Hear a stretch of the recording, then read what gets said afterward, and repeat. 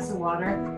And then I just had the flash of the glass of water spilling all over the computer and my keyboard. Oh. So I decided that I needed to put it in a screw top bottle.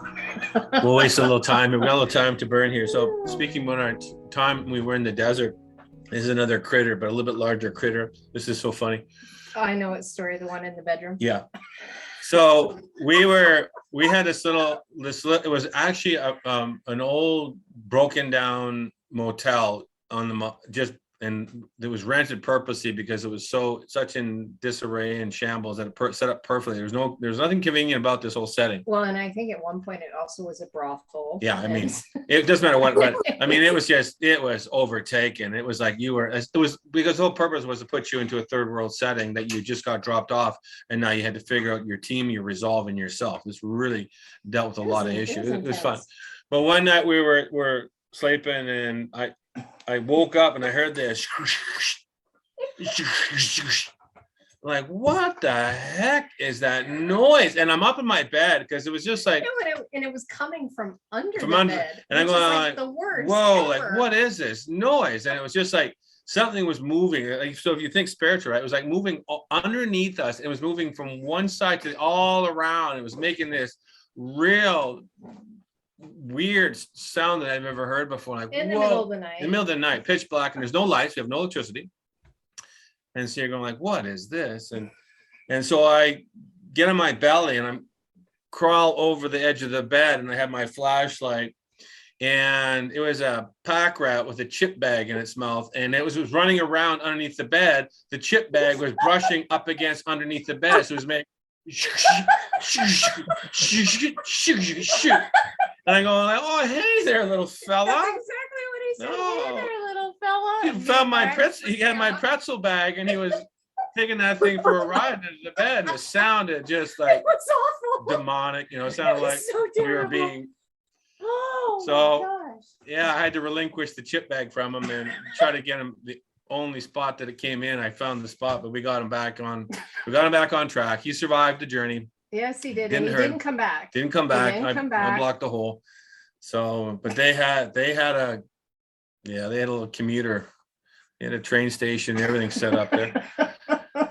Anyways, that was fun. That was a good time. That was a really good time. I'm glad we don't have to deal with that before. Oh, I will say on that same 9 weeks, we had a search and rescue simulation. And so we were going to stay the night out in the desert. You know, there was 40 of us. Oh, it was and everybody, I mean, and it was busy. I mean, the simulation was that there were people lost, and we had hasty teams, and we had ground pounders. And I mean, it was a big 24-hour simulation. Yeah, it taught we worked hand in hand with search and rescue and first aid and all the parameters of wilderness. And so part of the simulation was that we had to stay the night out in the desert. So if you're like on a 24-hour search and somebody's lost, and you know, you have to just survive based on what you bring in your pack. It was an exhausting day. So, I mean, especially for Ken, I had twisted my ankle. So like a week before, and I could barely even walk. So what I was going to do, I had to do something completely different. So I wasn't near as exhausted as Ken was, but we found our little spot. We put our tarp on the ground. You're not allowed to have a sleeping bag. You can't have a sleeping bag. Nope.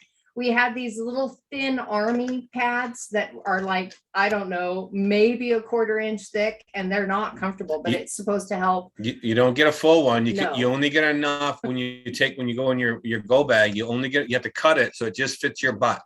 So it's only that big by that big. That's it. That's all you get. You know, it's not something you lay on. And then you lean against basically on your bag, on your backpack, you know, as it supports. And then the only blankets we could have were those Mylar thin, you know, emergency blankets, which don't really do a darn bit of good, just to let you know, putting it to test. Middle of, what was it? Late September, early October in the Mojave Desert. So cold. It gets cold at night. Cold. So hello, Claire. So Ken is exhausted. He has literally been running all day and climbing up rocks. At some point I should post some of those pictures to get you guys an idea of what it was.